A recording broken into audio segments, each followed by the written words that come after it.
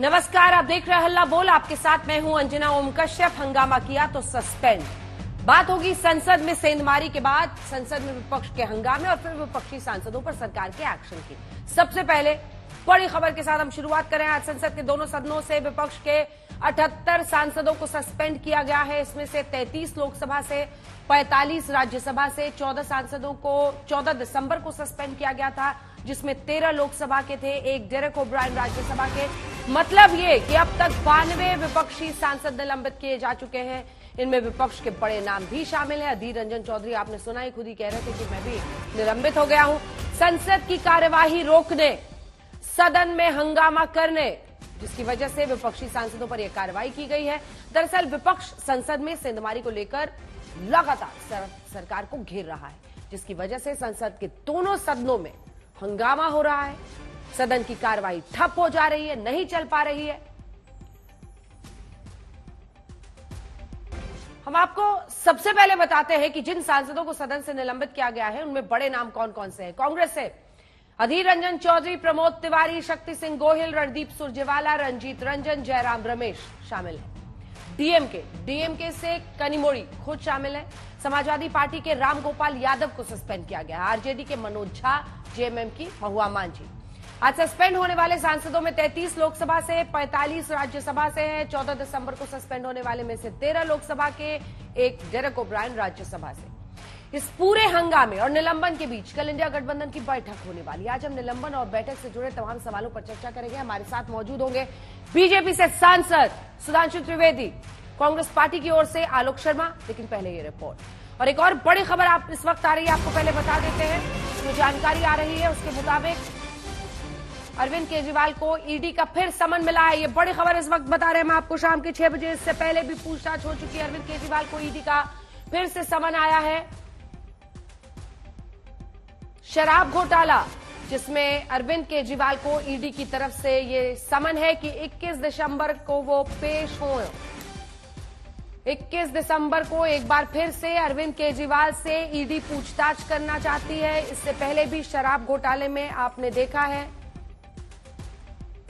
अरविंद केजरीवाल को लेकर पार्टी बगावती तेवर दिखा रही थी।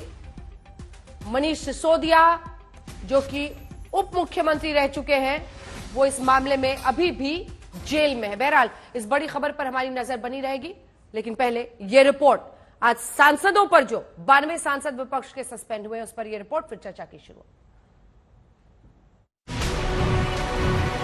सभी भली भांति अवगत है कि हमारे संसद की सुरक्षा में सेंधमारी को लेकर दोनों सदनों में हंगामा आज भी जारी रहा। सदन के अंदर आगंतुक और पिस्तौल लाने वाली विपक्ष ने सरकार को घेरा, सवाल किए, नारेबाजी की और संसद की कार्यवाही में बाधा डाली।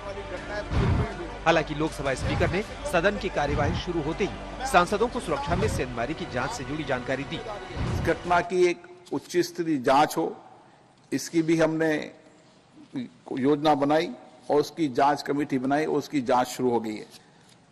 पार्लियामेंट स्तर पर भी इसके लिए एक हाई पावर कमेटी बनाई है, जो संसद परिसर में सुरक्षा के विभिन्न पहलुओं की समीक्षा करेगी और किस तरीके से हम संसद की सुरक्षा को बेहतर कर सकते हैं, इसके लिए आप सबके सुझावों पर एक ठोस कार्य योजना भी बनाएंगे। लेकिन विपक्षी सांसद हंगामा करते रहे। किसी ने पोस्टर दिखाए तो किसी ने नारेबाजी की। विपक्ष के रवैये पर सत्ता पक्ष ने आज 33 सांसदों के निलंबन का प्रस्ताव रखा, जिसे स्वीकार कर लिया गया।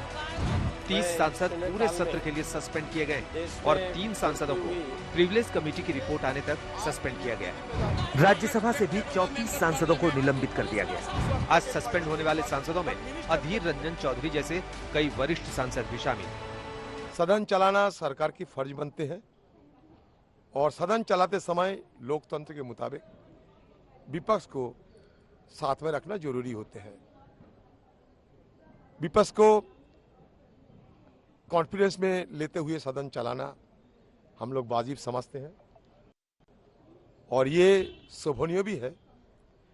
लेकिन आज की सरकार तानाशाही की चरम शिखर पर पहुंच गए हैं। विपक्ष के नेताओं तक ने उनकी बात नहीं सुनी, वेल में आए, अपनी सीट से निकल के हर प्रकार का व्यवधान किया। आज कई माननीय सदस्य प्लेकार्ड लेके दोनों सदनों में आए।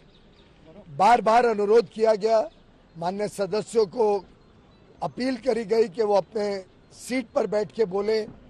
बार बार अपील किया गया कि प्लेकार्ड लेके ना आए।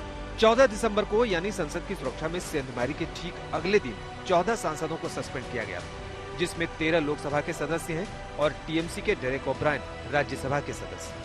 देश आज साफ साफ देख रहा है कि पार्लियामेंट के अंदर कैसे बुलडोजर चलाया जा रहा है। ये कुछ नहीं है, ये विरोधियों को रोकने का ये एक प्रक्रिया है।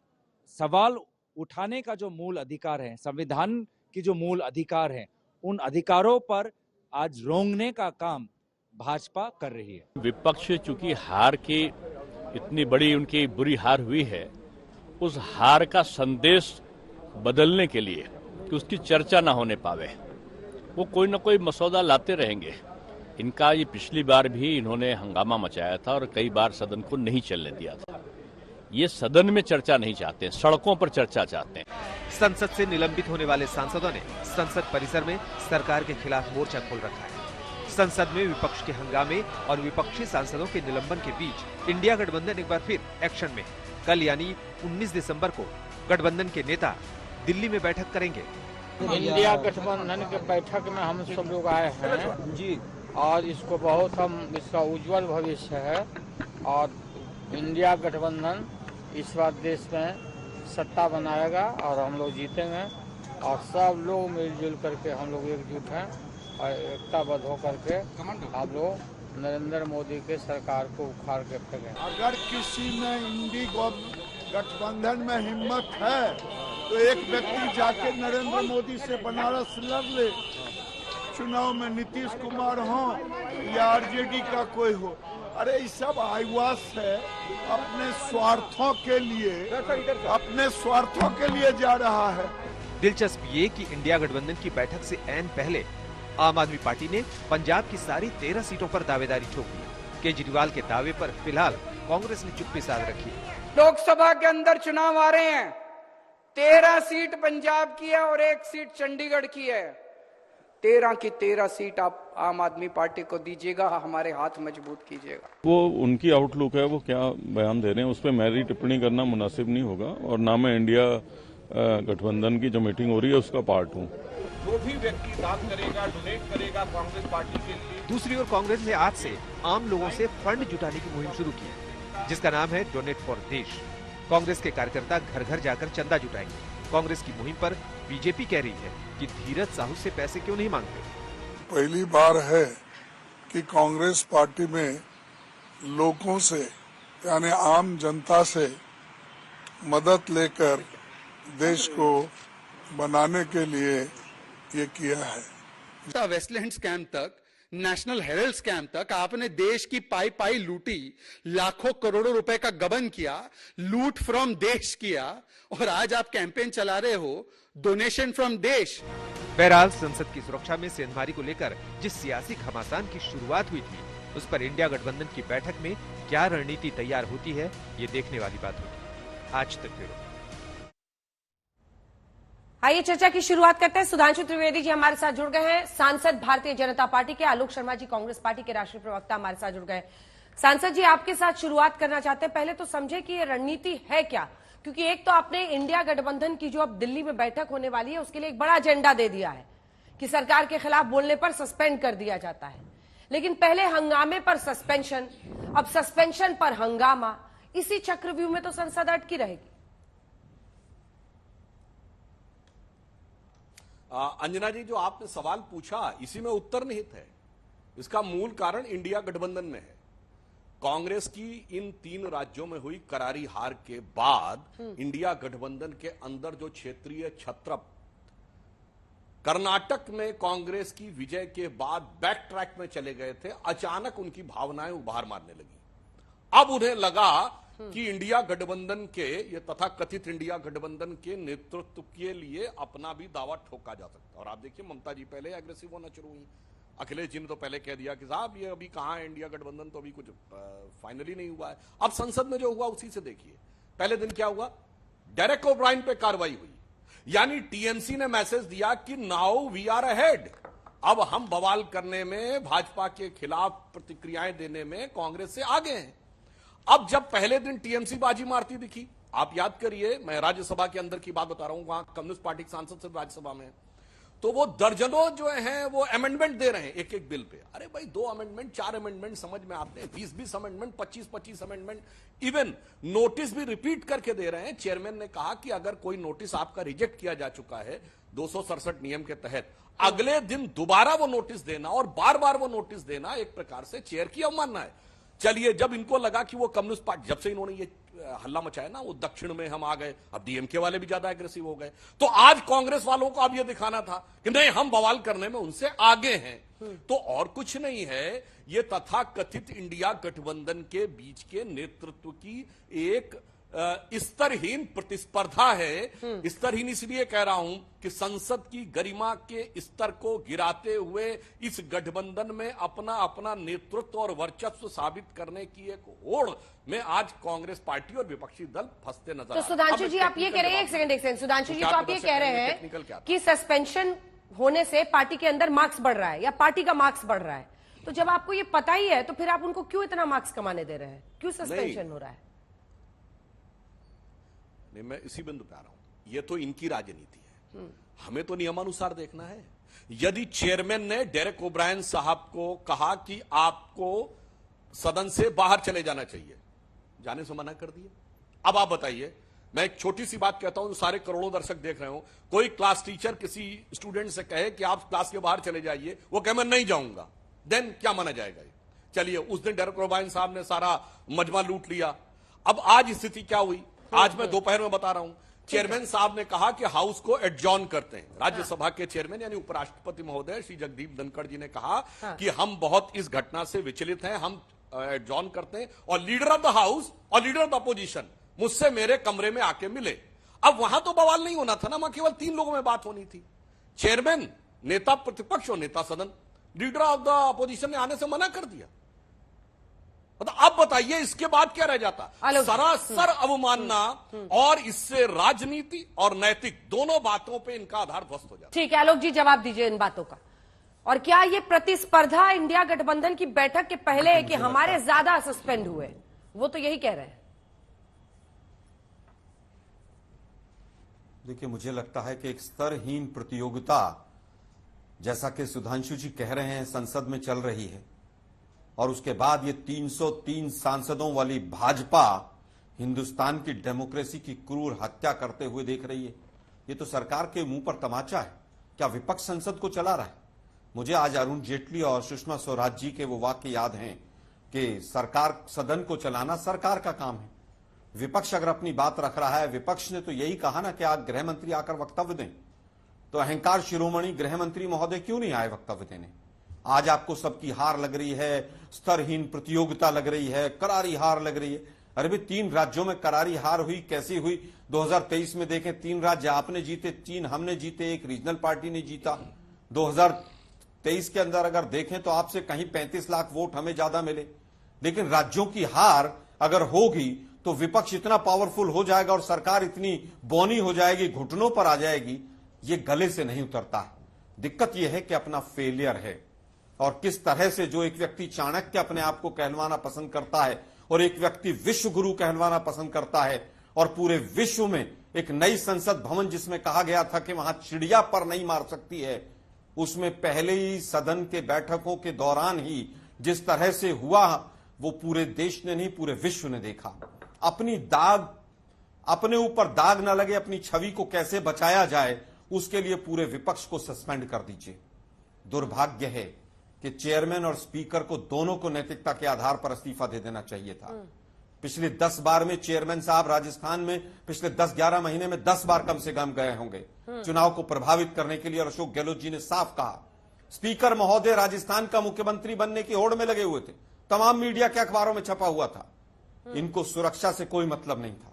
जिम्मेवारी से दोनों व्यक्ति भाग रहे हैं, तो अपने आकाओं को खुश करने के लिए कहीं ना कहीं स्पीकर और चेयरमैन इस तरह की ये निम्न स्तरीय कार्रवाई कर रहे हैं। अच्छा, दुर्भाग्य है आलोक कि जी, पूरी तरह से लोकतंत्र का गला घोटा जा रहा है। आलोक जी, पूरी आलोक जी, हर बात पर लोकतंत्र का गला घुटता है अब इस देश में, लेकिन यह बताइए कि हंगामा करे विपक्षी सांसद तो कार्रवाई किस पर होगी? कब तक आप अरुण जेटली और सुषमा स्वराज जी के बयान को कोट करके उसे आड़ बनाकर हंगामा करेंगे, सदन की कार्यवाही नहीं चलने देंगे जानबूझकर, और उसके बाद कहेंगे लोकतंत्र का गला घुट रहा है? 2.5 महीने तक 2G पर यह संसद नहीं चली और उसके बाद सरकार आने के बाद सबको बरी कर दिया। किसने नहीं चलने दी थी? हमने कितने सांसद सस्पेंड किए थे? पूरे हिंदुस्तान के इतिहास में इतने सांसद पूरे सत्र के लिए सस्पेंड हुए हो? आप जरा इतिहास उठाकर देखिए। इससे बड़ा एग्जाम्पल लोकतंत्र का गला घोटने का कोई नहीं होगा। गृह मंत्री इंडिया टुडे के कॉन्क्लेव में आकर वक्तव्य दे सकते हैं, लेकिन सदन में नहीं दे सकते। 5 महीने तक मणिपुर जल सकता है। देश के प्रधानमंत्री जब तक के नो कॉन्फिडेंस मोशन नहीं आता है, उसमें भी ठहाके लगा रहे हैं, एक अकेला सब पर भारी, उसके बाद वक्तव्य देते हैं। संसद नहीं है, अब माहौल बना दिया है सदन का। मुझे याद है, आप देखिए, तमाम बड़े बड़े लीडर्स ने कहा है कि सदन जो है वो विपक्ष से भी बनता है, संसद पार्लियामेंट जो है वो विपक्ष को शामिल करके बनती है। लेकिन दुर्भाग्य कि अपनी इमेज बचाने के लिए, अपनी गलतियों को छुपाने के लिए ये तमाम इस तरह के कदम उठाए जा रहे हैं। ठीक है सुधांशु जी, और जवाब पूरा दीजिए। देश देख रहा है कि किस तरह से लोकतंत्र का गला घोटा जा रहा है। हाँ। और सुधांशु जी, साथ ही ये भी जवाब दीजिएगा कि प्रताप सिम्हा पर क्या कार्रवाई हो रही है, जिनके दस्तखत से 2 ऐसे आए, उपद्रवी कहिए उन्हें, आतंकी कहिए, क्रिमिनल माइंड्स कहिए, जिन्होंने सदन में इस तरह का हंगामा किया, उन पर क्या कार्रवाई ही हो रही है? क्योंकि यहां पर तो 92 लोगों को आपने सस्पेंड कर दिया, लेकिन उधर बड़े सॉफ्ट चल रहे हैं। नहीं, हम बिल्कुल जवाब देते हैं। देखिए, पहली बात तो जो आलोक जी कह रहे हैं, वैसे दर्शकों से भी देखना चाहिए, पिछले 9 साल में मेरे ख्याल से 100 बार से ज्यादा तो लोकतंत्र की हत्या हो चुकी है, लोकतंत्र का गला घोटा जा चुका है। हर महीने में 2-4 बार लोकतंत्र की हत्या हो, गला घोटा जाता है और तमाचा पड़ता है। और वैसे तमाचा किसके मुंह पे पड़ रहा है पिछले 9 सालों से अधिकतर राजनीतिक दृष्टि से, वो बात भी देखी जा सकती है। अब बिल्कुल टेक्निकल जवाब देता हूं। माखौल उड़ाने की बात, आपने माननीय गृह मंत्री जी का नाम लिया। याद करिए, पिछले संसद सत्र में जिस समय अधीर रंजन चौधरी जी ने लोकसभा में खड़े होकर कहा था कि भाजपा समझती थी कि राहुल गांधी पप्पू हैं, पर राहुल गांधी पप्पू नहीं है, यह आपके नेता प्रतिपक्ष ने जवाब दिया। तुरंत गृह मंत्री जी खड़े हुए, उन्होंने कहा हम किसी माननीय सांसद के प्रति इस प्रकार के शब्द का प्रयोग सदन के पटल पर नहीं उचित मानते हैं। मेरे विचार से उनको यह शब्द वापस लेना चाहिए। यह उनकी ईमानदारी है, प्रतिबद्धता है। राज्यसभा में बताऊं, जम्मू कश्मीर विधेयक के ऊपर वहां पे बात आई कि भाई कांग्रेस इतना घमंड दिखा रही है, गृह मंत्री जी ने कहा कि भाई ये घमंडिया गठबंधन के लोग ऐसा कर रहे हैं। तुरंत आपके नेता प्रतिपक्ष खड़गे जी खड़े हुए, उन्होंने कहा भाई ये, और उपनेता प्रमोद तिवारी जी, उन्होंने कहा कि साहब घमंडिया गठबंधन। तुरंत अमित शाह जी ने, उन्होंने कहा नहीं ठीक है, सदन के पटल पर मैं कहता हूं इंडी गठबंधन कर दिया जाए इसको। तो कोई ईगो का इशू होता तो तुरंत बताते। आप सुषमा स्वराज जी और अरुण जेटली जी का नाम लेते हैं तो मैं विनम्रता से कहता हूं फोटो या वीडियो दिखाइए जहां वेल में खड़े होकर सुषमा स्वराज और अरुण जेटली जी नारे लगाते दिख रहे हो, ये तख्ती लिए दिख रहे हो। आपके leader of the floor leaders जो हैं डेरेक ओब्रायन और के संजय सिंह, ये लोग टेबल पे चढ़ गए थे, किताब फेंकी थी, माइक तोड़ा था। दिखाइए ना सुषमा स्वराज जी और अरुण जेटली जी का कहीं पर ये इस ढंग का कृत्य।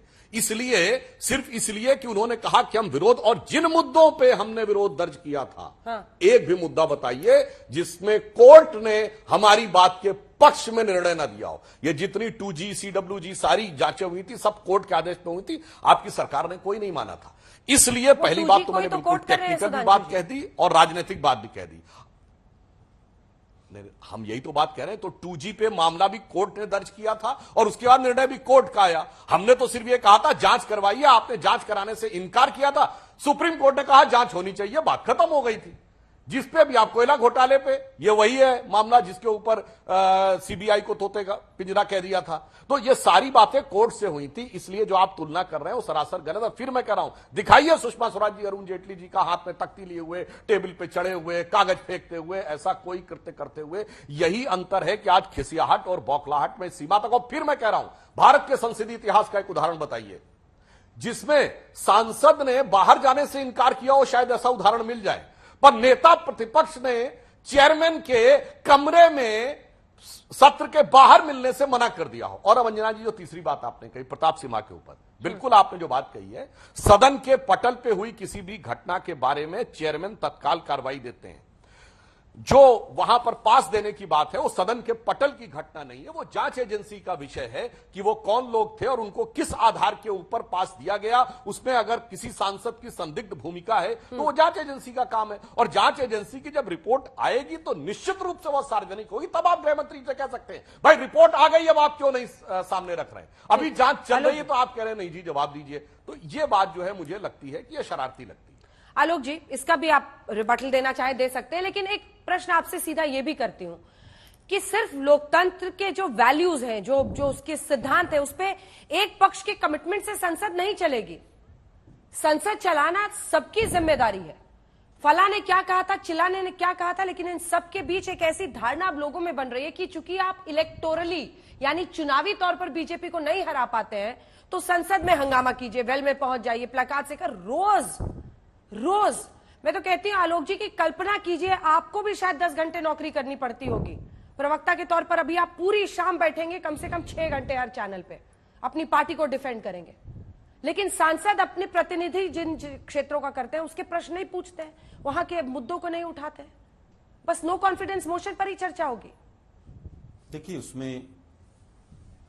देखिए मुझे लगता है अंजना जी बिल्कुल सही बात है। अगर सरकार की नीयत ठीक होती और सरकार अपने इशू को डाइवर्ट नहीं करती कि ये तो स्पीकर महोदय का मामला है, आप ही के चैनल पर देश के गृह मंत्री ने कहा, तो जब देश के गृह मंत्री और सरकार जब गुमराह करने लगे देश को, तो विपक्ष के पास कोई हथियार नहीं बचता है।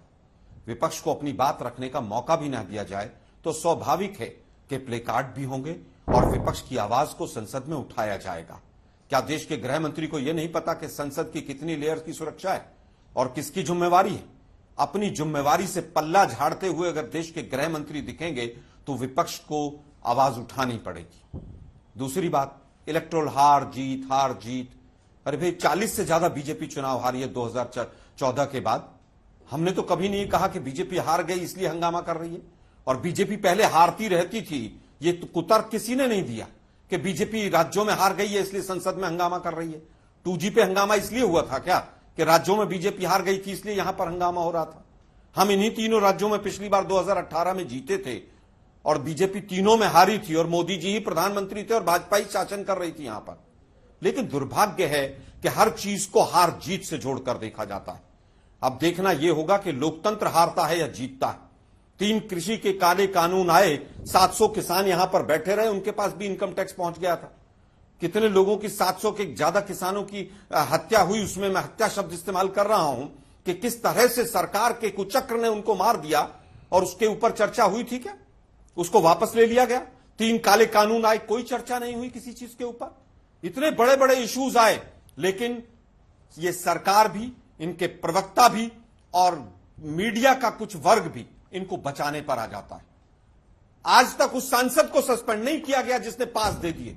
महुआ मित्रा ने केवल पासवर्ड दिया तो उसके ऊपर हंगामा हो गया, लेकिन जिसने पास दिए और वो भी 5-6 राज्यों के अलग अलग लोगों से, केवल पासवर्ड। मैं फिर कहूंगा, देखिए अभी आ गए ना आप तुरंत आ गए महुआ के खिलाफ, किसी के खिलाफ नहीं आए, आप सरकार को बचाने तुरंत आ गए। मैंने कुछ बात कही, आपने हो गया आपके पेट में फिर दर्द, सिद्ध कर दिया उस बात को। दर्द बड़ा पुराना है, को बचाने का काम करते हैं। आलोक जी आपका दर्द बड़ा मेरे पुराना दर्द नहीं है, ये पेट वाला जो दर्द है ना, ये पेट वाला दर्द ना, अगर किसी बीजेपी के सांसद ने पासवर्ड दिया होता तब भी ये मुद्दा उतना ही गंभीर होता।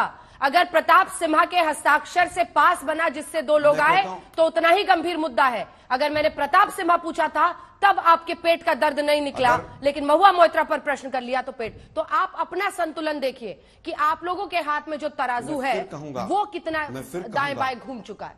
मैंने दोनों को पिछले 3 मिनट में दर्शक समझ गए होंगे किसके पेट में कितना दर्द। बिल्कुल दर्शक हमसे ज्यादा समझदार एकदम, वो तो दिख रहा है। आप ये बताइए कि संसद चल पड़ी, नई पार्लियामेंट में पहुंच गए।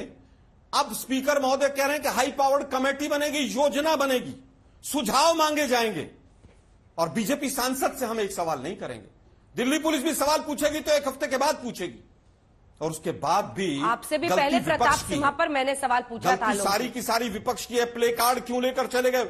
पूछ लिया, अच्छी बात है, अच्छी बात नहीं। आप अरे आपका सर्टिफिकेट थोड़ी चाहिए ना, कोई एग्जाम में मैं बैठी हूँ आपके सामने। सिर्फ आप लोगों को कह रही हूँ कि जब धूल चेहरे पे हो तो आईना मत पोंछते रहा करिए। अगर मैंने प्रताप सिम्हा पर प्रश्न किया तो मैं महुआ मोइत्रा पर भी करूंगी। अगर आप कहेंगे सिर्फ पासवर्ड दिया है, ये गलत बात है, इसको छोटा मत बनाइए, बहुत गंभीर विषय है। अंजना जी, चाहे वो बीजेपी का सांसद हो, टीएमसी का या कांग्रेस का, जो गलत है वो गलत है।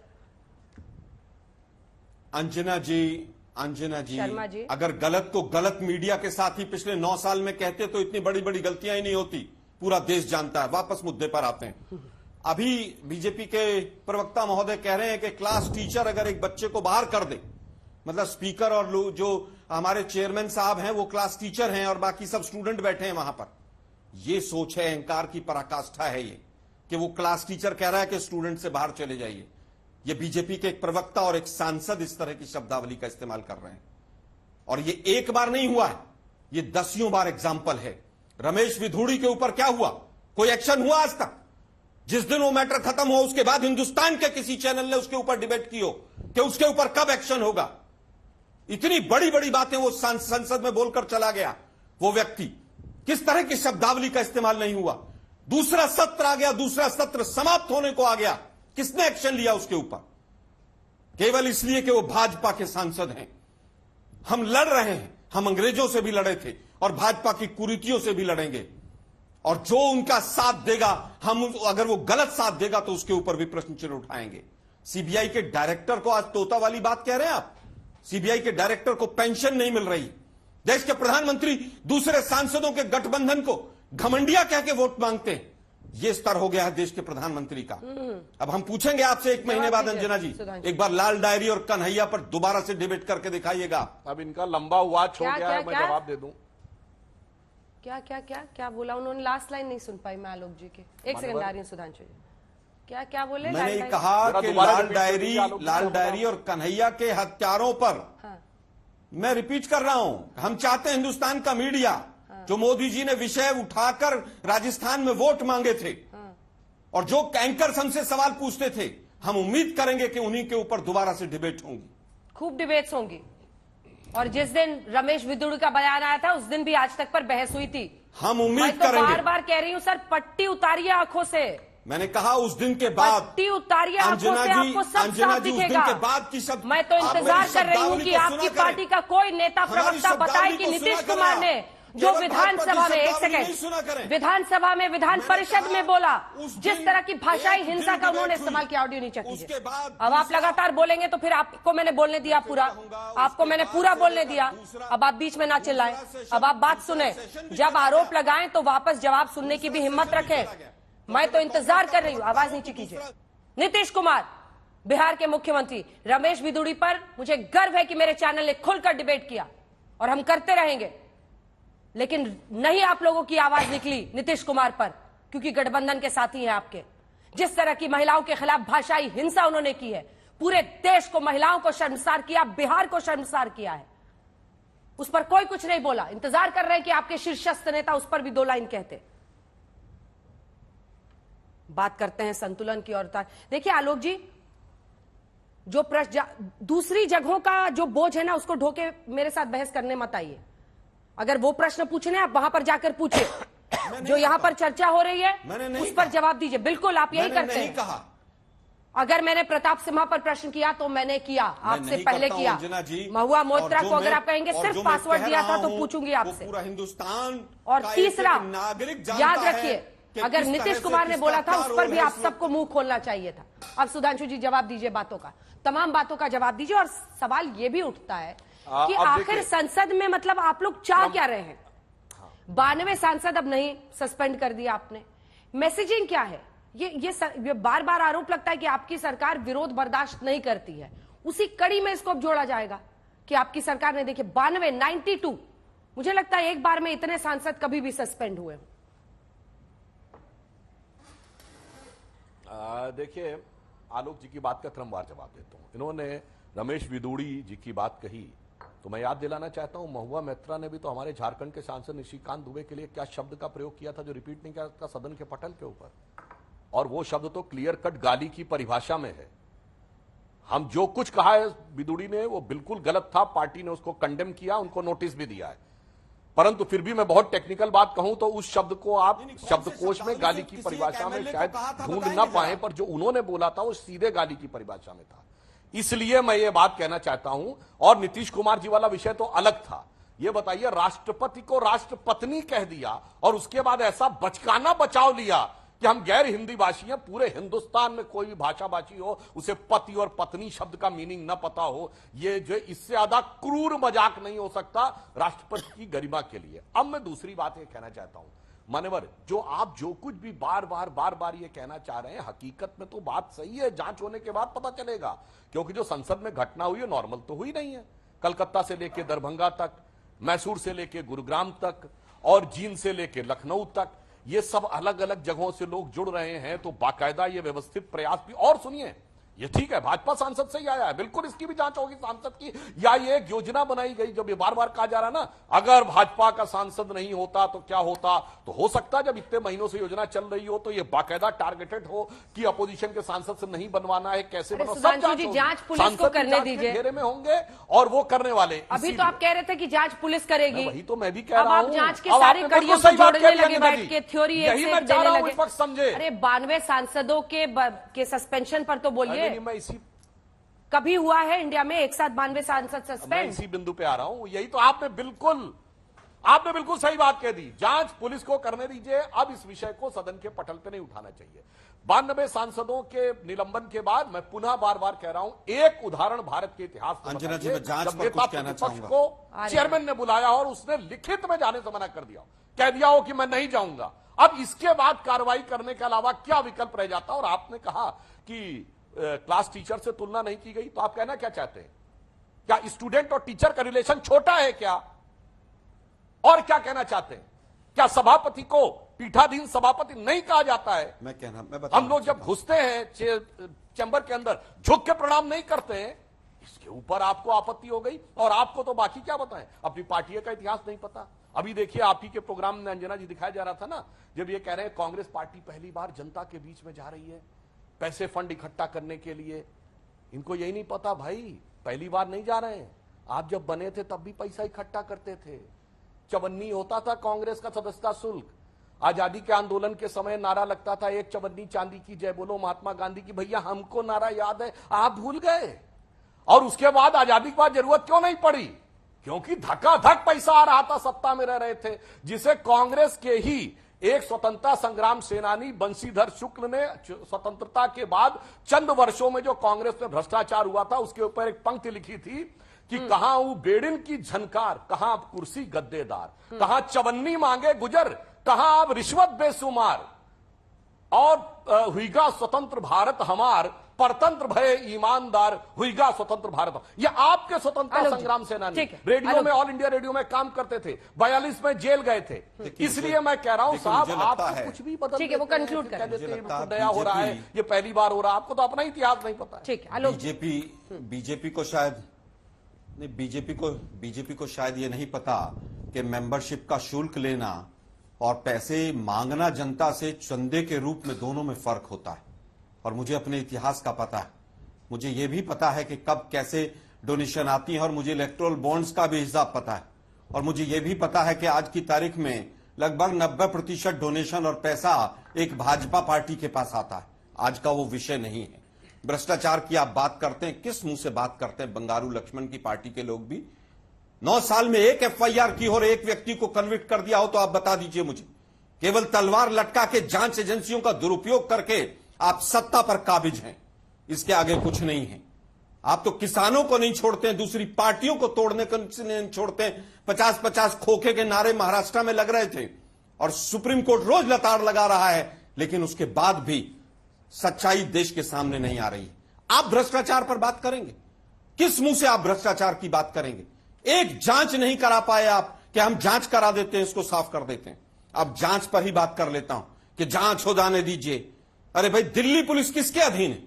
गृह मंत्री के। कटघरे में कौन है? दिल्ली पुलिस के जो आका हैं वो कटघरे में हैं, जिनका नाम गृह मंत्री।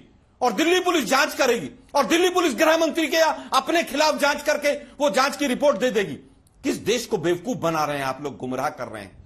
जो दिल्ली पुलिस कटघरे में है वो ही जांच कर रही है, और उनका आका कौन है? चाणक्य। जिसका फेलियर है ये, जिससे हम इस्तीफा मांग रहे हैं, और उसके बाद आप सोचते हैं कि जांच होगी। ये जांच का खेल बंद कीजिए। उत्तर प्रदेश में 100 से ज्यादा एसआईटी बनी है, एक का रिजल्ट आ गया हो तो बता दीजिए। पुलवामा में 46 जवान शहीद हो गए, आज तक नहीं पता चला 350 किलो आरडीएक्स कहां से आया। और अंजना जी, आपको पता चल गया हो तो बता दीजिएगा आप जरूर मुझे, कौन सी गाड़ी थी, क्या था वो, आज तक देश को नहीं पता चला। जांच जांच जांच, ये जांच के नाम पर लीपापोती कर रहे हैं। गृह मंत्री आकर कहते, बयान देते, 1 घंटे में पूरी जितना गतिरोध था वो रुक जाता। लेकिन अहंकार और तानाशाही का जीता जागता नमूना है ये कि किस तरह से आप 100 के करीब सांसदों को अपने घर भेज देते हैं, क्योंकि पूरी तरह से तानाशाही यहां पर काबिज है। मैंने एक भी स्टेटमेंट गलत नहीं दिया है। आप बताइए, 100 करोड़ रुपया हाथरस में आया था दंगे भटकाने के लिए, वो 100 करोड़ रुपया किस किसके पास गया? ये देश को गुमराह करने का, भटकाने का काम बंद कर दीजिए। और क्लास टीचर और स्टूडेंट का रिश्ता नहीं होता है, सब बराबर हैं। इस पर भी जवाब दीजिए। इलेक्टोरल बॉन्ड से सबसे ज्यादा चंदा बीजेपी को जा रहा है। दोनों का जवाब ले रही हूं, दोनों का जवाब, इसका भी जवाब और इलेक्टोरल बॉन्ड्स, और वो कह रहे हैं दिल्ली पुलिस की जांच। देखिए, दोनों बातों का जवाब देता हूं। देखिए, आलोक जी की पार्टी या गठबंधन को हम घमंडिया क्यों कहते हैं, मैं फिर रिपीट कर रहा हूं। चेयरमैन की बात मानने से इनकार करना कि हम बाहर नहीं जाएंगे, उसके बावजूद रिपीटेडली कहने के बाद बवाल करना, टेबल पे खड़े होना, राज्यसभा के उपसभापति में पिछले साल उन्होंने लिखा हिंसक हमला करना, उसके बाद जब चेयरमैन बुलाए तो नेता प्रतिपक्ष का मना कर देना, यह सरासर घमंड और अहंकार नहीं है तो क्या है? अब दूसरी बात का जवाब देता हूं। इन्होंने कहा कि इलेक्टोरल बॉन्ड्स में पैसा भाजपा के पास आ रहा है। पहली बात तो इनके पास इलेक्टोरल बॉन्ड्स में पैसा किसके पास कहां से गया, ये जानकारी इनके पास कहां से आई, ऑथेंटिक वो बता दें, क्योंकि इलेक्टोरल बॉन्ड्स में ये व्यवस्था है कि किस कंपनी या किस व्यक्ति ने कितने बॉन्ड दिए ये तो पता लगेगा, वो किसके पास गया ये पता लगाना संभव नहीं है। और इनको क्या जरूरत है, इनके सांसद तो 350 करोड़ कैश निकल रहा है, कहां है इलेक्टोरल बॉन्ड की क्या जरूरत है? सब भर भर के अपने घर में धरे हुए हैं। बस यही अंतर है ना, क्योंकि आपको तो पीछे के दरवाजे से चाहिए, सीधे दरवाजे से चाहिए ही नहीं। बस यही अंतर है, आप हमसे करें 90%, आपका तो 100%। कोलकाता में भी निकल रहा है घर से, और झारखंड में भी निकल रहा है घर से, और कितनी जगहों से निकला चला आ रहा है। तो देश की जनता के सामने दूध का दूध, पानी का पानी है कि कौन कहां से क्या चीज निकालने की बात कर रहा है। अब एक बात और आप समझ लीजिए, आप बार बार इस बात को कहने का प्रयास करते हैं कि हम लोगों ने अगर अपनी तरफ से किसी प्रकार का कोई एरोगेंस दिखाया है तो बार बार सभापति ने कहा है, बार बार नेता सदन ने कहा है कि आप आइए बात करिए, मगर फिर आप सरासर झूठ बोल के निकल जाते। झूठ क्यों कर? अभी आपने कहा 700 किसानों की हत्या। मैं दर्शकों से कहता हूं, किसान आए पंजाब से थे और इनका कहना जो उनकी मृत्यु हुई है वो दिल्ली में हुई है। दिखाइए 700 लोगों के डेथ सर्टिफिकेट जिसमें कॉज ऑफ डेथ में यह चीज लिखी हुई हो। पंजाब में आपकी सरकार थी और आज तो दोनों जगह इंडी गठबंधन की सरकार है, दिल्ली और पंजाब। दिखाइए, वरना झूठ बोलना बंद करिए, क्योंकि यह स्थापित सत्य है कि जिस व्यक्ति की मृत्यु होती है डेथ सर्टिफिकेट होता है, उसमें कॉज ऑफ डेथ भी लिखा रहता है और प्लेस ऑफ डेथ भी लिखा रहता है। आके यहां पर भावनाएं भड़काने का प्रयास करने लगना। और फिर मैं याद दिलाना चाहता हूं, मणिपुर के ऊपर पिछले सत्र में आया केंद्र सरकार के विरुद्ध अविश्वास प्रस्ताव, आज तक मणिपुर सरकार के खिलाफ नोटिस नहीं भेजा है। यह होता है राजनीति कि राज्य के मुद्दे पर केंद्र के खिलाफ नोटिस भेजना है, राज्य में नोटिस नहीं भेजना है। इससे दूध का दूध, पानी का पानी हो जाता है कि संवेदनशील मुद्दों के ऊपर सिर्फ और सिर्फ राजनीति करनी और कुछ नहीं। आलोक जी वो कह रहे हैं कि पॉलिटिक्स से प्रेरित है आप लोगों का ये पूरा विरोध। मैं केवल ये पूछना चाहता हूं, मैं फिर कहूंगा, अगर पॉलिटिक्स से प्रेरित था तो 3 काले कानून वापस क्यों लिए? वो जो हमारे किसान आंदोलन के भाई बैठे थे उनको आतंकवादी और तमाम शब्दावली से किसने नवाजा था? दूसरा सवाल, आप कहते हैं राजनीति, आप बताइए ना, 9 साल हो गए आपकी सरकार को आए, 2G में कितने लोग जेल में हैं आज? 1,76,000 करोड़ के ऊपर देश के गृह मंत्री अभी भी पिछले चुनाव में वोट मांगते घूम रहे थे, क्या हमें वोट दे दो, घोटाला हुआ था। थोड़ी सी भी लज्जा नहीं आती है इन लोगों को? क्या रे भाई, आप 9 साल के बाद भी एक FIR करके एक व्यक्ति को कन्विक्ट नहीं कर पाए।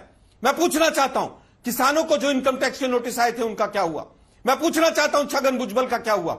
मैं पूछना चाहता हूं वो जो अजीत पवार थे जिनको सुबह सुबह वहां पर शपथ दिलाई गई थी, उनको जो चक्की पीसिंग थे उनके ऊपर क्या कार्रवाई हुई? इन्होंने हेमंत बिश्व शर्मा के ऊपर बुकलेट निकाली थी, उसका क्या हुआ? सब जांचें बंद हो जाती हैं, वॉशिंग मशीन में धो दीजिए। राजनीति आप करते हैं, हम नहीं करते हैं। आप जिस राज्य में जाते हैं, प्रधानमंत्री से लेकर बीजेपी का हर कार्यकर्ता उस राज्य को बदनाम करने का काम करता है। हम तो फिर कह रहे हैं कि महादेव ऐप के ऊपर मैं चाहूंगा 2 महीने के बाद आज तक दोबारा से एक बार डिबेट करें कि महादेव ऐप में कौन कौन जेल में गया और लाल डायरी में क्या क्या निकला। आप केवल और केवल देश की जनता को, उस राज्य की जनता को बदनाम करते हैं भ्रष्टाचार और तमाम मुद्दों पर और आगे बढ़ जाते हैं। और आपके जो बीन बजाने वाले लोग हैं वो पीछे पीछे बीन बजाते हैं और उसके बाद भूल जाते हैं सब। मुझे लगता है आज देश देख रहा है कि किस तरह से 9 वर्षों में ठीक है, आप ही का सवाल लोकतंत्र का गला नहीं घुटा। वो कह रहे विपक्षी नेताओं को आप घेरते हैं, जहां जहां चुनाव है, चुनावी राज्यों में आपकी एजेंसियां वहां रेड मारती हैं, उसके बाद से अगर आपकी तरफ आ गए तो बहुत अच्छा, वरना आपकी सरकार बन गई तो उसके बाद से मामला शांत पड़ जाता है। विरोध आपका विपक्षी इन सब के खिलाफ कार्रवाई करना क्या डेमोक्रेसी में सही? इन्होंने बड़ा सवाल है। देखिए, इनकी बात का क्रमवार जवाब देता हूं। इन्होंने पहले कहा कि किसान आंदोलन में जो लोग बैठे थे उनको आतंकवादी किसने कहा, तो सुनिए शर्मा जी, यह सबसे पहले कहा आपके कांग्रेस के सांसद रणवीर सिंह बिट्टू ने, जो कि बेअंत सिंह जी के पौत्र हैं, और उन्होंने कहा यह खालिस्तानी है, हमने नहीं कहा। उसने कहा दूसरी बात, जिन लोगों ने नारा लगाया, अब सुनिए सर, ये एक सब मिनट सुनिए, आप लोग शब्दों को अरे सुनिए भाई, जिन लोगों ने यह कहा व्यक्ति की आवाज जाएगी, शाउटिंग मैच एक फैक्ट आया शुरू। अब सुनिए मान्यवर, जिन लोगों ने यह नारा लगाया कि कोट अनकोट हमने इंदिरा को ठोक दिया था, मोदी को ठोक देंगे, अरे शर्म नहीं आई आपको? इंदिरा गांधी जी के ऊपर भी इतनी बड़ी बात कहने के बाद उनको अब वो व्यक्ति जो कह रहा है कि मैंने इंदिरा को ठोक दिया था, वो क्या है आपकी नजर में? बोलिए, मैं देश की जनता के सामने पूछना चाहता हूं, यह आतंकवाद की भाषा है कि नहीं? या इंदिरा जी की हत्या को आप आतंकवाद नहीं मानते? बिल्कुल, अगर यहां पर बात हो गई साफ, मैं फिर यहां पे बात हो गई एकदम साफ होता है, जो आपको पूरा करने दीजिए। आतंकवादी जो इन्होंने भ्रष्टाचार के आरोप की बात कही, अंजना जी, इन्होंने भ्रष्टाचार की जो बात कही, तो इन्होंने पुरानी बात रिपीट कर दी, तो मुझे पुरानी बात पुनः रिपीट करनी पड़ेगी। 2014 से पहले मनमोहन सिंह जी की 2 सरकारें, पीवी नरसिम्हा राव की सरकार, राजीव गांधी की सरकार, और 3 सरकारें जो आपके समर्थन पे चली, चंद्रशेखर जी की सरकार, देवेगौड़ा जी की सरकार, गुजरात। चुनौती से कहता हूं, एक सरकार बताइए जिसमें कांग्रेस के नेताओं ने भ्रष्टाचार के आरोप में कोर्ट कचहरी और एजेंसी के चक्कर ना काटे हों। ये चुनौती दे रहा हूं, एक सरकार बताइएगा आपकी सरकार में, हमारी सरकार तो छोड़ दीजिए, अरे परमानेंट भ्रष्टाचार के आरोपों में वो चुनौती दे रहे हैं कि महादेव ऐप स्कैम का सच सामने आएगा या नहीं, चुनाव खत्म हो गया तो 97 में जेल चले गए। वो कह रहे हैं महादेव ऐप स्कैम का सच सामने आएगा या नहीं आएगा, चुनाव खत्म हो गए तो छत्तीसगढ़ में। अरे भाई बिल्कुल आएगा अंजना जी। लालू प्रसाद यादव जी पे केस 20 साल से चल रहा है कि नहीं? प्रक्रिया है, उसमें चलता रहता है। मैंने तो ये पूछा कि अगर ये दूध के धुले थे तो 2014 से पहले की एक सरकार बता दे। मैं केवल ये कहना चाहूंगा, मंत्री के अरे भाई 2G का इतना बड़ा एग्जाम्पल था। ठीक है सुधांशु, वीपी सिंह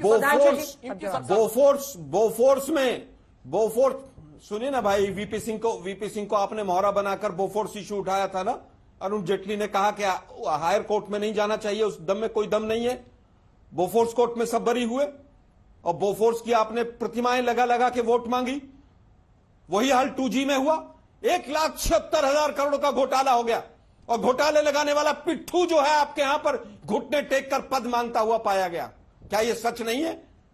जितने सुप्रीम कोर्ट के जजेस जिन्होंने सरकार के पक्ष में फैसले दिए वो कहां हैं आज? या तो गवर्नर बनते हैं या राज्यसभा चले जाते हैं। ये देश देख रहा है कि आप सुप्रीम कोर्ट के जजेस को भी प्रभावित करते हैं। ठीक है, सच सवाल है, सिर्फ एक लाइन का जवाब। सुप्रीम कोर्ट के जजेस ने कहा ये बिना जवाब नहीं जाना चाहिए। 2 उन्होंने स्पेसिफिक केस कोट किया। प्रिसाइज जवाब देता हूं, बिल्कुल स्पेसिफिक जवाब दे रहा हूं। बोफोर्स में क्या हुआ उत्तर दीजिए। सरकार के फाइनेंस मिनिस्टर थे, उन्होंने एजेंसी हायर की थी, फेयरफैक्स राजीव गांधी सरकार ने। उसमें बात आई, हमारे मोहरे की बात करें तो 2 सीटों की पार्टी था, हमारा क्या औकात थी भाई। दूसरी बात मैं कहता हूं, उन्होंने अरुण जेटली जी का कोट किया। अरुण जेटली जी जब लॉ मिनिस्टर बने, यह सन 2001 के बाद की बात है, उन्होंने इस आधार पर कहा कि कोर्ट में नहीं जा सकते क्योंकि राजीव गांधी जी का नाम आया था, उनकी मृत्यु हुए 10 वर्ष हो चुके थे और यह कोर्ट में प्रावधान है कि मृत व्यक्ति के ऊपर मुकदमा नहीं चल सकता। कुछ भी आके बोलने लगते हैं। इसी के साथ बहस का अंत करना। सुधांशु जी, आपको भी टोकना पड़ रहा है। आप दोनों का बहुत धन्यवाद हमारे साथ जुड़ने के लिए। लेकिन 92 सांसद विपक्ष के सस्पेंड हुए कुल मिलाकर, जिसको लेकर विपक्ष हमलावर है। हमारी नजर इस खबर पर बनी रहेगी। आप देखते रहिए आज तक।